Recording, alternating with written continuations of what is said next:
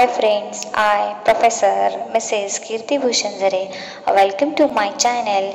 Today I am going to teach you how to solve false position method, which is useful for finding out the exact root of the equation.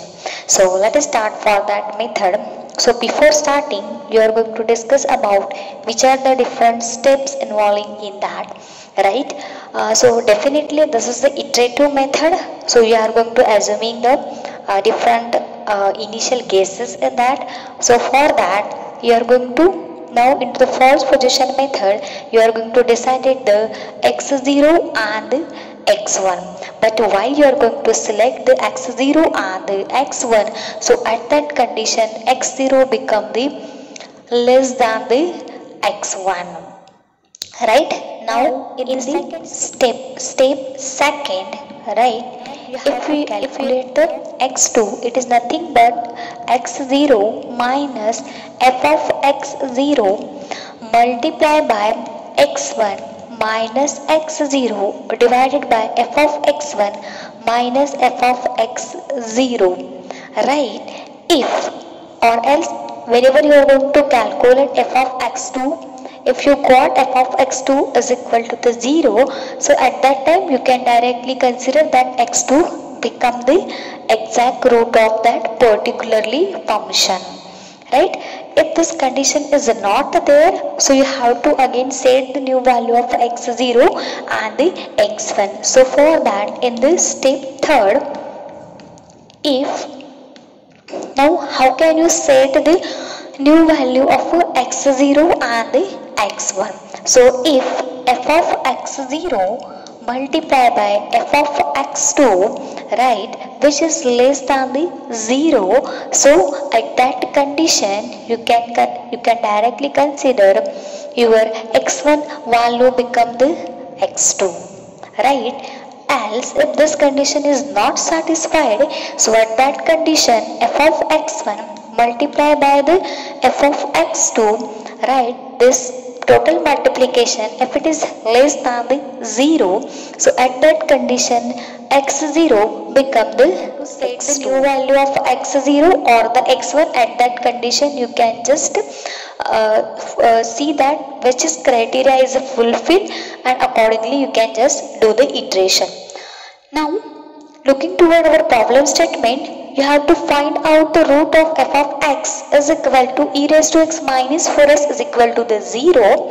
Using the false position, you have to find out the root and you have to perform the two iteration. You have to perform the only two iteration. Generally it is depending upon the how much accuracy level you have to set, how much decimal point accuracy you require. Depending upon that you are going to just do the iteration, or else depending upon the numerical statement. So let us start for the our problem statement become f of x is equal to e raised to x minus 4x, right?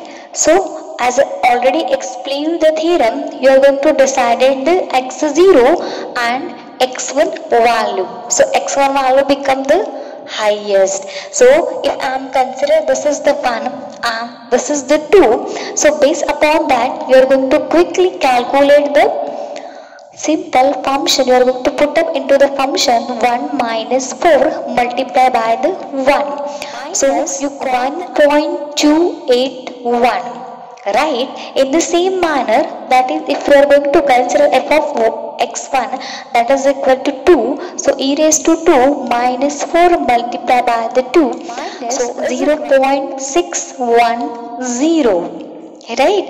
Now you are going to just see the which condition is going to satisfied. So for that, before that you are going to find out the x2. So x2 is nothing but x0 minus f of x0 multiplied by x1 minus x0 divided by f of x1 minus f of x0, right? So x0 is nothing but 1 minus f of x0 is nothing but minus 1.281 multiplied by x1 is nothing but 2 minus 1, f of x1 is nothing but minus 0.610 minus into bracket minus 1.281, right, bracket close. So from that you got x2 value become 2.909, right. For the same, again you are going to put up into the main function, that is the f of x2 is nothing but what your value become e raised to 2.909 minus 4 multiplied by 2.909, 6.702. You got the value become 6.702. Now you are going to just check which condition is going to satisfy.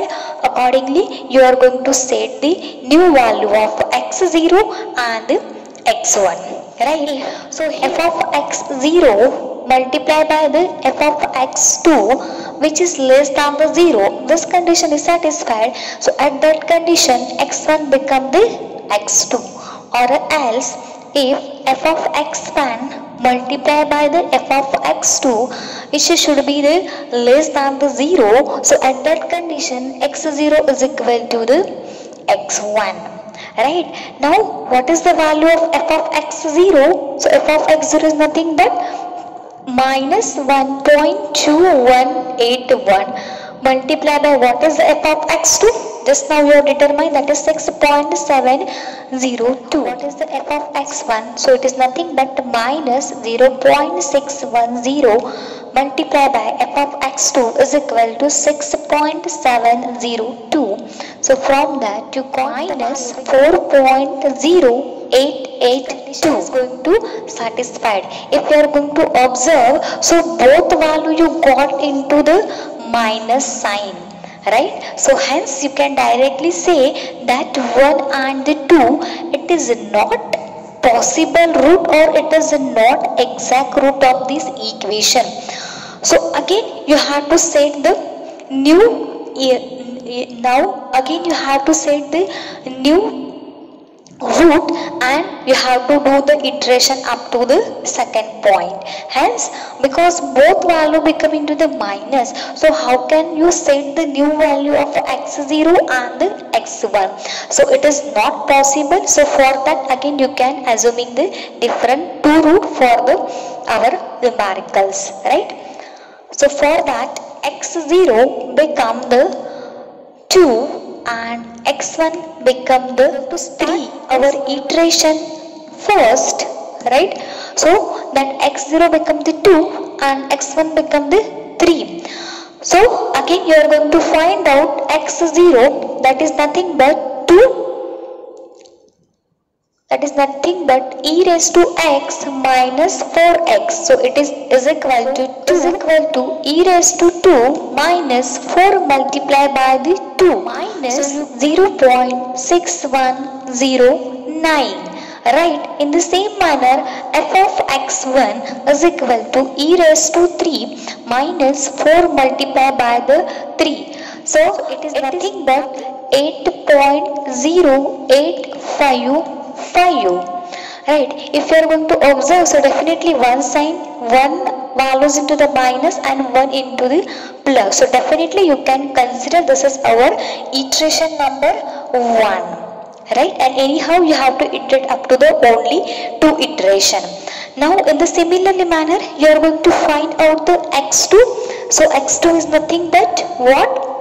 Simply x0 minus x1 2 minus f of x0 is equal to minus 0.6109 multiplied by x1, that has become 3 minus 2 divided by 8.0855 minus into bracket minus 0.6109, right. So just by doing the simple calculation you got to become 2.0703, right. Now you are going to find out the function of the x2, it is nothing but e raised to x minus 4x, that is equal to e raised to 2.0703 minus 4 multiplied by 2.0703 minus 0.3542, right? So this has become your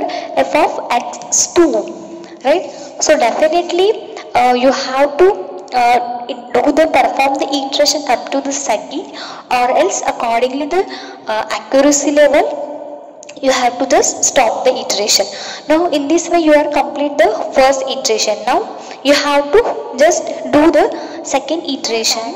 If f of x0 multiplied by f of x2 which is less than the 0, so condition x1 become the x2. Else if f of x1 multiplied by f of x2 which is less than the 0, so at that condition x0 become the x2. Now you are going to see that what is the value of x0, so that is nothing but minus 0.6109 multiplied by f of x2 is nothing but minus 0.3542, right? So you got the definitely this value become into the plus 0.2163, right?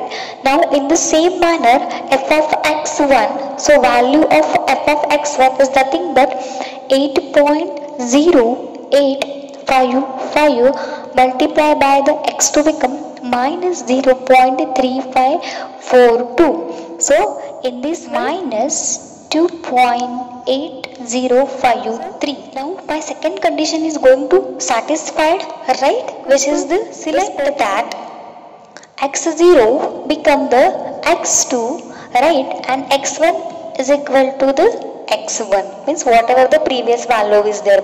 So x0 is nothing but what? x0 is equal to x2. So x2 value become 2.0703 and f of x0 is equal to what? That you got the already value, that is minus 0.3542, right? In the same manner x1 is equal to the, you are going to consider the previous value, that is the 3, and f of x1 is equal to, you are already calculated here, f of x1 is equal to 8.0855, right? And again you are going to find out the x2 from here, so that is nothing but what? x0 minus f of x0 multiplied by x1 minus x0 divided by f of x1 minus f of x0, right? So x0 is what?